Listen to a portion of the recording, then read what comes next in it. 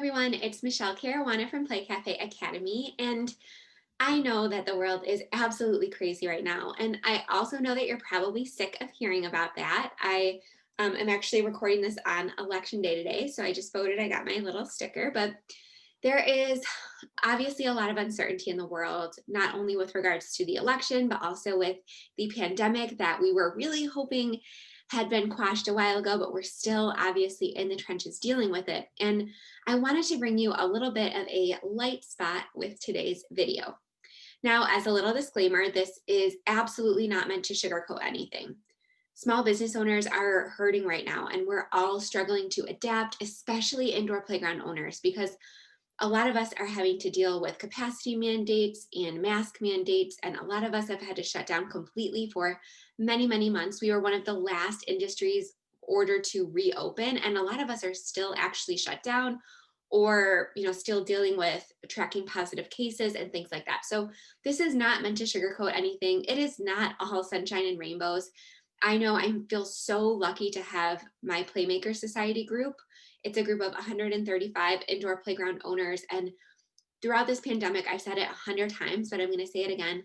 We have all come together and helped and supported and fed off of each other's ideas and inspired each other. And I am so thankful for that group. So, if you are not a member of Playmaker Society, I wanted to give you some tips from insiders. And these are indoor playground owners who have found one specific thing that has really worked for them during this pandemic. And they're going to continue doing that through the end of the year and until, again, there's more certainty in the world. So, again, this is not all butterflies and rainbows. Everybody is struggling, and it's definitely a difficult time to be a business owner right now. But for anyone who is considering entering this industry in the next year, or if anyone is a current indoor playground owner, I wanted to share 6 things that are really working right now in the indoor playground industry from actual owners, not just myself. So I am absolutely not the only expert in the group. The thing I love most about that group is that we all have different styles, we all have different strengths, we all have different types of businesses. So I wanted to give you 6 specific examples. I hopped in that group and I said, hey guys, let's do a quick roundup. What's working best for you right now? Why? Tell me about it. I want to share it for other prospective indoor playground owners or other indoor playground owners. So this is what we came up with, just a few of us. Now, I did put together a free resource with this video. So if you want an actual breakdown of what these different things are, if you want to see links to them so you can actually see the pricing and what's included, and if you want to see these websites, I created a PDF guide. So it's going to have all of these tips, all of the links, all that good stuff. So it's absolutely free. You can click the link below this video and actually download it right now and have it sent right to your inbox. So I just wanted to give a shout out to all of the amazing Playmaker Society members who helped me put this together. It is so generous of you. And something I love most about indoor playground owners, and especially those inside Playmaker Society, is that there's very little fear of competition. They are so generous with their knowledge and their experience and their expertise, and they're so free to lend a hand. So I, again, just wanted to give a shout out and say thank you so much to all of the amazing indoor playground owners who contributed to this video. All right, so number 1, the first thing that is really working right now in the indoor playground industry, and this is from Tiffany from My Play Cafe in Missouri. She is doing private play dates right now. And a lot of people are doing this. Some people are finding success with this. Some people are choosing to focus on other things, but this is really working for Tiffany. So basically, Tiffany charges $50 for about 90 minutes of play. Now, the number of children, I believe, has fluctuated depending on the mandates, but Tiffany said that it's really resonated with people who want to play with a smaller group of people or who want to rent out the facility for a private play date so that they can be sure that it's just family and friends. And that has really helped her stay afloat during the pandemic. Now, again, if you want to check out exactly what's included in this, I am going to include a link in that PDF guide so you can see what's working for Tiffany in Missouri. The next thing is take-home versions of events. Now, this one is from Tanya, and she is the owner of the Tot Spot in Oneida, New York, so actually not too far from me. But basically, she's recognizing that in New York especially, and again, some states have been hit a lot harder than others. Some states have a lot stricter mandates than others. In New York, we're still dealing with increasing cases and some pretty strict mandates. So one of our most popular events here in Western New York, or Central New York rather, is the Polar Express train ride. So basically what that is, if you guys aren't from Western New York, is it's an actual train ride that you can buy tickets to. And it basically takes you through a really nice snowy atmosphere, and there's a Santa visit, and there's all sorts of kind of holiday fun. But it was actually canceled this year. So what Tanya's doing is she's actually doing a take-home version of this event, which I thought was so creative. And she mentioned that as soon as she posted the link to this, she sold 3 packages right away. So I would venture to guess that Tanya is going to be doing a lot more of this, as unfortunately we see a lot more events get canceled. So basically in her Polar Express kit, it's $30 per kit, so per family. You get a Believe Jingle Bell Christmas ornament, which is really cute. I love the picture of it. A gold foil Believe ticket, so it's kind of mimicking that train ticket they would have if they actually signed up for the Polar Express event. A Christmas train ornament craft kit. So I always love to include something for the kids to do, something that's hands-on, something that's a little bit educational. A Winter Express train puzzle. So I love that it's sticking with the train theme. Hot cocoa mix, which again is a great tie-in. And then finally a letter from Santa kit, so they can actually feel like they interacted with Santa, even though they weren't actually able to visit with him. So I love this idea that Tanya had of creating take home versions of these family favorite events that are getting canceled. And again, I included a link in the PDF guide. You can click it and download it for free right below this video. So thank you, Tanya, for submitting that idea. That's really been working for you. The next thing I wanted to mention is take home activity kits. And this one came to me from Alicia, owner of Gentle Hands in Tallahassee. And this is a little bit different from Tanya's idea because these are more things that can be done at any time. So if you take a look at the link on her website, again, that's linked in the PDF, which you can download below this video, they are very much, they're educational based. So there's a lot of sensory bins, there's a lot of fall activities. And she mentioned that the ones that are selling the best are ones that are centered around specific seasons or themes. So again, I mentioned fall. I'm pretty sure she's going to do a winter kit, but I also saw like ocean themed sensory kits. I saw a dinosaur themed one. And she also said the holiday ones have been doing really well. So these aren't necessarily tied to a specific event experience or meant to mimic an event experience, but they are something physical that parents can come and pick up and take home if they're either not comfortable with playing inside or if they just want an indoor activity. I know for example, I'm homeschooling my kids this year, and one of the hardest things is not only finding the time to get all of their homeschooling stuff done, but also to come up with creative new ideas to teach them all the time. So when I saw Alicia's craft kits and I saw that there was some, again, that were very educational focused, I immediately was interested as a parent because even though I feel like I want to be that Pinterest mom that's always creating new sensory bins and always having the cutest project set up, sometimes it's just not realistic, especially not for every single season, for every single holiday. So I love that Alicia is making it very simple for parents to provide these educational and sensory based activities at home if they don't feel comfortable coming to play in the space. And she said that that has been working really well for her. And my tip for this is to, when you're creating those sensory bins, and I'm sure Alicia would agree, is to buy in bulk. So when you're buying all of the supplies, buy them in bulk. So either from Oriental Trading or from Amazon. And that's going to be very, very inexpensive. So if I were to put together one of these sensory bins, I'll use like the ocean one, for example, it would probably take me, when it comes to all the different supplies, probably $25 or $30 just to put together one bin. But because Alicia and other indoor playground owners are able to buy in bulk and they're able to get a huge discount on their supplies because they are buying in bulk, that cost per bin is going to go down significantly. So they're actually going to be able to provide the bins and these activity kits for very similar or maybe even cheaper priced as compared to what a parent would be able to would have to spend to create it on their own. So not only are they saving a little bit of money perhaps, but they're also saving a lot of time. So buying in bulk is going to be my biggest tip for that kind of activity.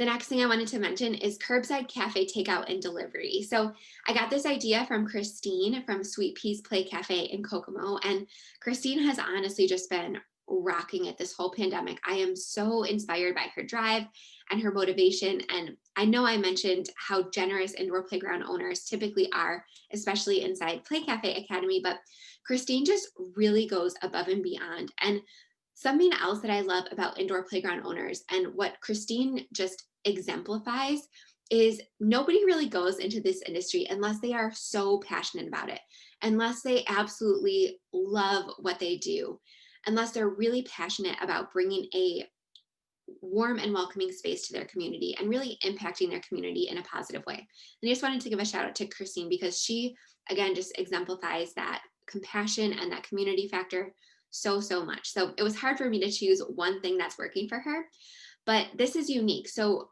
if you go to the link that I put in the PDF below this video, you can actually order cafe things online from Christine. So you can order muffins, you can order bagels. I think she gets all sorts of different like baked goods from local bakeries. So I love that she's partnering with another local business. Again, we all need to bolster each other up right now. But if you browse through her like collection of really interesting drinks, she said that they are really able to add to their bottom line every single month with this online ordering and curbside pickup. I know she was doing delivery for a time. I'm not sure if she's still doing delivery, but again, in the event of a shutdown, she's probably likely to pick that back up again. But I thought it was really unique, and I don't see a lot of indoor playgrounds doing this sort of curbside or online ordering. So I thought that was very innovative and very smart. And it basically puts her in a competitive range with like a Starbucks or a Dunkin' Donuts. So I thought that was really smart. And her drinks get rave reviews online. I know she is very serious about training her staff, and she's very serious about creating these very unique, tasty recipes. So shout out to Christine. I'm so glad that that curbside is working for you. The next indoor playground owner I wanted to mention is Casey from Happy Days Play Cafe in Alabama. And what's been working for her most in the pandemic is Mother's Day Out. So this is basically a drop-off event. So parents are able to drop their children off. She does this on Tuesdays and Thursdays, and it costs $30 for 3 hours. So it's a little bit more affordable than actually hiring a sitter or something like that. And parents are able to go to stores or run errands or get some work done and know that their children are in a small group environment and they're safe and they're able to, get the wiggles and giggles out before they have to come back home. And that change of scenery and that socialization has just been so important whenever we're able to do it safely. Again, she is in Alabama, so it's a little bit different than places like New York where cases are rising. So she said that that has been working very well for her, and I'm sure the parents in her community appreciate it. I know that I personally can't bring my 3-year-old into stores right now because he will just not wear a mask. So we literally haven't left and gone anywhere since like March. I think we've gone to like a couple places where we were able to get him to wear a mask for a very short period of time. But again, depending on the mask mandates in your state, some states are requiring masks, some aren't. Some people are comfortable without masks, some are not. But this is a really great option for kids that just need to get out of the house and they need that change of scenery. Maybe they're doing distance learning, maybe they're doing a hybrid model, but I love that Casey is able to provide this resource to parents in her community and give them a little break because we all really need that right now.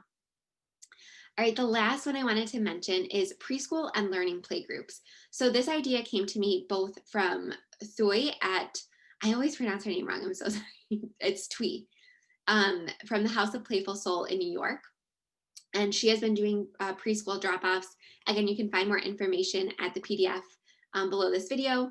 But having that, again, additional resource for education for parents who are homeschooling, parents who are doing distance learning, or who are doing a hybrid model, I know is very much appreciated, especially in New York, where a lot of us are dealing with that distance learning. And then Michelle at the Tree House in Albion, New York, another one that's very close to me. She is also doing play school groups. So she has it split up into different age groups, and she's actually completely closed for open play right now. She's only focusing on the play groups. And that has really been working for these two businesses, House of Playful Soul and the Tree House in Albion, New York. So again, I love that they were able to pivot, and a lot of these indoor playground owners, what I love, are using their skills and their background. So I know that a lot of these people were previously teachers, so they're able to utilize that background and experience and still be able to keep their business afloat while still serving their community in a positive way. Now, in a previous video, I mentioned the ways that I think this industry is changing. These 6 tips that I mentioned and these 6 things that are really working for these specific indoor playground owners, while I do think that this will continue on as is for a period of time, I do think that the indoor playground industry will change on a broader scale. So I created a video about this. I'm going to link to it in the description of this video, but I did just want to quickly summarize because a lot of these activities like Mother's Day Out, like at home versions of events, while they might consider still doing those after this pandemic is over and after the cases are, no longer rising, this, you know, these tips aren't necessarily things I'm still going to be recommending a year from now. This is just, specifically to get us through this COVID time and to keep these businesses afloat, because that is what's most important right now. Because again, I mentioned small business owners are, really having to adapt and learn and grow and listen to their customers and things like that. But I did want to mention that previous video that I made because I do think that for anyone in the planning stages, there are going to be some major changes to this industry as a whole as a result of the pandemic. So again, I highly recommend watching that video because it's a couple months old, but I still 100% stand by all of that information. So just to summarize it a little bit, I think smaller spaces are going to be a lot more popular. People want to be in a more intimate group. They don't want to go to those, huge, massive discovery zone type places. They want to make sure places are clean, safe, and those clean boutique style indoor play spaces like a play cafe generally just give people a better feeling about cleanliness. They're smaller, we're able to keep those types of spaces a little bit cleaner. So I think smaller spaces are going to be more in. And I think that people are going to want to visit those smaller, more boutique family owned businesses as opposed to super large, gigantic chains where you aren't really sure if everything's able to be cleaned. There's hundreds and hundreds of people in and out the door every single day. So smaller spaces, I think, is going to be a trend. More educational focus. So as I mentioned, a lot of indoor playground owners are doing school right now, but even after the pandemic, I think specialty classes and things like that are going to be very much in style. And that's what parents are going to want to focus on because a lot of parents are probably going to feel like their children are falling behind a little bit. And even though that may absolutely not be the case, I know as parents, we, are a little bit hard on ourselves and we worry a lot about the education, but just the fact of the matter is that parents are going to be looking to catch their children up. They're going to be looking for socialization, but also that educational focus. So I think we're going to see a lot more indoor playgrounds focus on more educational style classes as opposed to just open play. Mobile events, so events that are not location specific, so balloon deliveries, soft play rentals, things like that, I think are still going to be very much in style in the coming year after the pandemic. More retail sales. So those kits that I mentioned, take home versions of events, toy sales, book sales, I think are all going to be essential as an additional stream of revenue for indoor playgrounds. Previously, it may have been kind of in the background, just an extra stream of revenue, but I think it's going to be more important to really make sure that that's established because again, the good thing about this pandemic is I feel like it's really put people in our communities in touch with us as small business owners and they feel how much we need them and they want to shop small. They want to support local families. So I think this shopping season and hopefully in future shopping seasons, people are going to consider buying toys and books and activities from small family owned businesses as opposed to places like Amazon. So I think people are going to put more of an emphasis on retail. Larger, easier to clean toys, so less ball pits, less little tiny toys that can go in mouths and things like that, because those larger toys are just so much easier to keep clean and wipe down or spray with a disinfectant or something like that. And then finally, classes and events. So I mentioned the educational type focus of play school and things like that. But I also think that ticketed events and classes are going to be a lot more popular because, again, people want to be sure that there's only going to be a limited amount of people in a space. They don't want to be dealing with, tons of people in and out of the door. I personally love going to a class or something like that, knowing that the place is sanitized before and after. With open play, it's a little bit harder to do that because people are in and out all day. So again, I think those ticketed classes and events are going to be a lot more popular, both for us on the business side and also as parents. Parents are going to be wanting that a lot more. So again, I hope you enjoyed these 6 tips for things that are working really well right now in the indoor playground industry. If you want a more detailed guide and all of the links that I discussed, just download the PDF guide below this video. It will give you all the information that you need. And again, thank you so much to all of the amazing indoor playground owners from inside Playmakers Society, my group coaching program, who contributed to this video.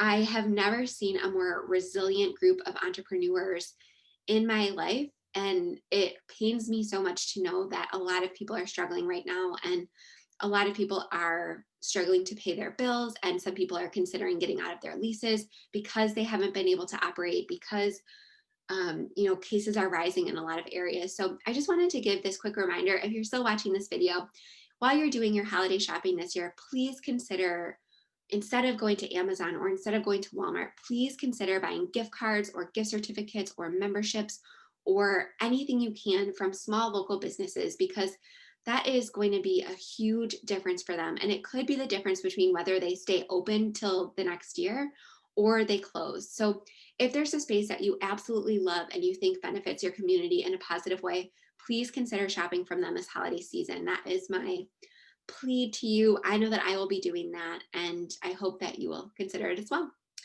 All right, I will see you next week with another video. If you like this video, don't forget to like and subscribe. I will see you guys next week. Have a good day.